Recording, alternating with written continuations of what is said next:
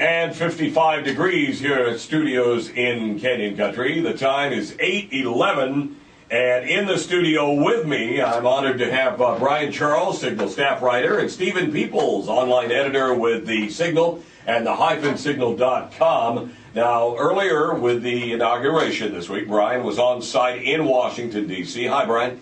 How you doing, John? Oh, fine. And Stephen's in the background here. He's videotaping this situation. Now, tell us why he's videotaping our interview. Well, he's going to videotape because we'll post this on the-signal.com sometime today, probably when we get back to the office. And it's an opportunity. What we were trying to do with the website is give people an opportunity to have an interactive format for experiencing the inauguration.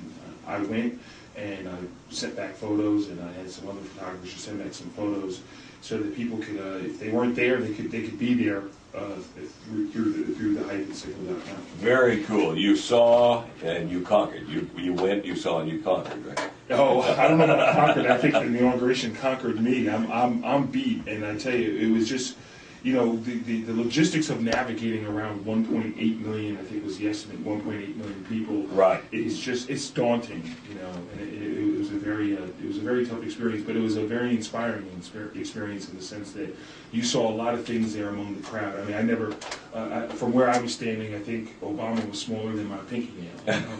But it was inspiring to see the people that were in the crowd and the stories that they shared. I thought that was the best moment.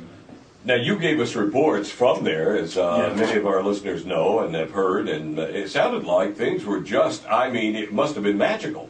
Yeah, it was.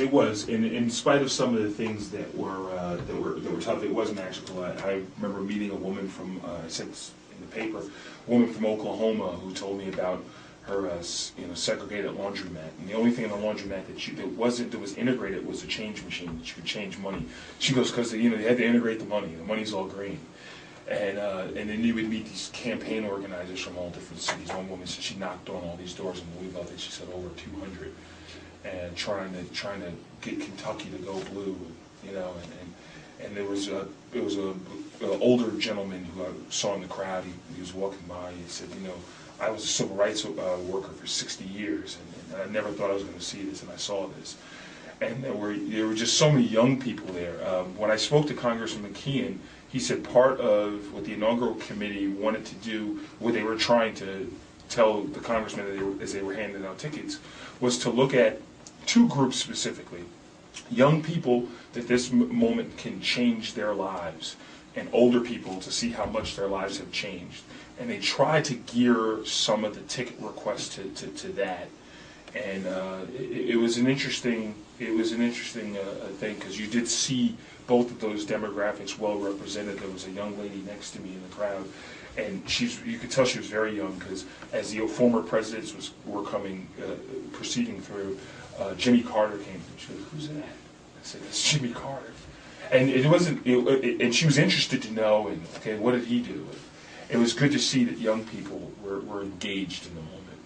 Now, as you look back, you've been back a few days now. Yeah. What is the highlight of your experience there? I think the highlight for me, more so, I think the speech was amazing. I think really the highlight for me was the moment after the oath of office. For that, it was about 30 seconds in there where strangers, I mean, people that didn't know each other, that stood in a crowd of 240,000 people that streamed through security, just hugged each other.